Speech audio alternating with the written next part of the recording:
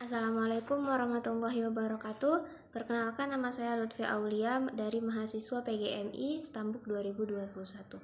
Baik, di sini saya akan menjelaskan tentang anatomi organisasi dan perilaku organisasi.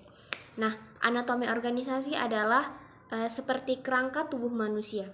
Ia menggambarkan struktur dan susunan internal suatu organisasi. Dengan memahami anatomi organisasi, kita dapat melihat bagaimana organisasi berfungsi dan bagaimana tugas serta bagaimana komunikasi itu terjadi.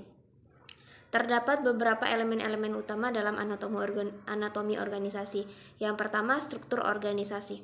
Nah, di sini akan membahas tentang bagaimana cara tugas dibagi, dikelompokkan, dikoordinasikan secara formal.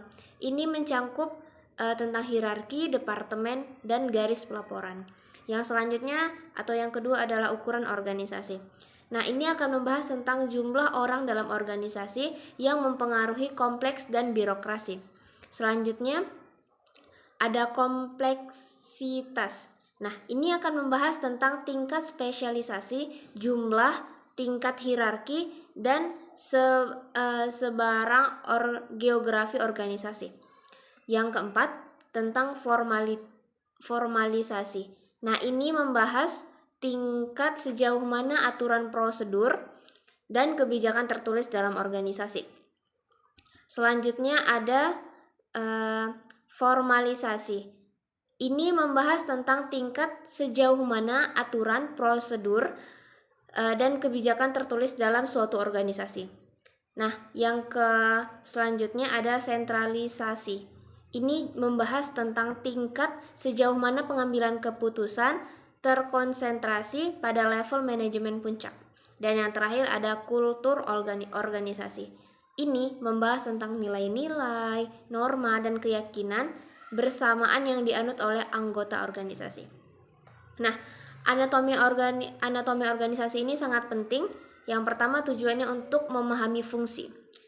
Maksudnya untuk melihat bagaimana setiap bagian organisasi berkontribusi pada tujuan keseluruhan.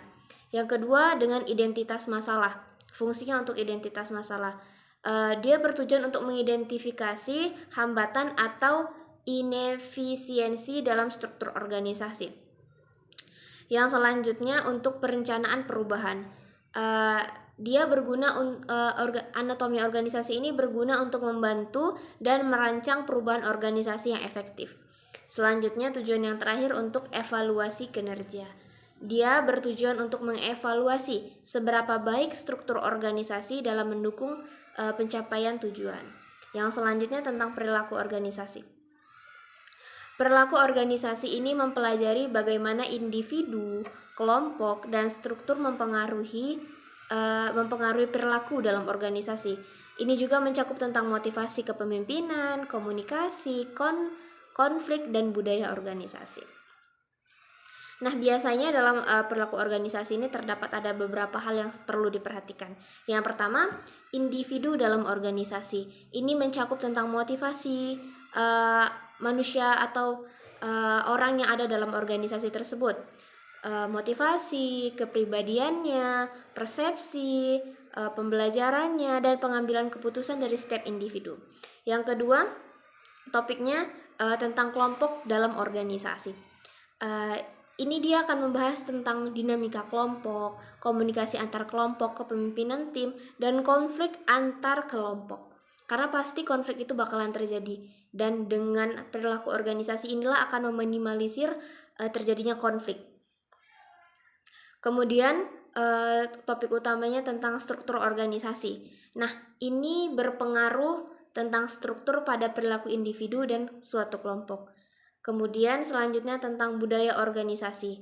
Itu akan membahas tentang nilai-nilai, norma, dan keyakinan sesama yang berpengaruh dalam perilaku organisasi dalam suatu organisasi. Dan terakhir, proses organisasi. Ini membahas tentang perubahan organisasi, pengembangan organisasi, dan manajemen konflik. Kemudian kaitan antara anatomi dan perilaku organisasi. Anatomi organisasi dan perilaku organisasi saling terkait. Struktur organisasi dapat mempengaruhi perilaku individu dan kelompok. Misalnya, organisasi yang sangat tersentralisasi cenderung mendorong inisiatif individu, sedangkan organisasi yang sangat tersentralisasi cenderung lebih berorientasi pada prosedur. Nah, ini biasanya akan berpengaruh di bagian struktur, kultur, dan perilaku dari setiap individu yang ada dalam organisasi tersebut. Baik, sekian yang dapat saya jelaskan. Assalamualaikum warahmatullahi wabarakatuh.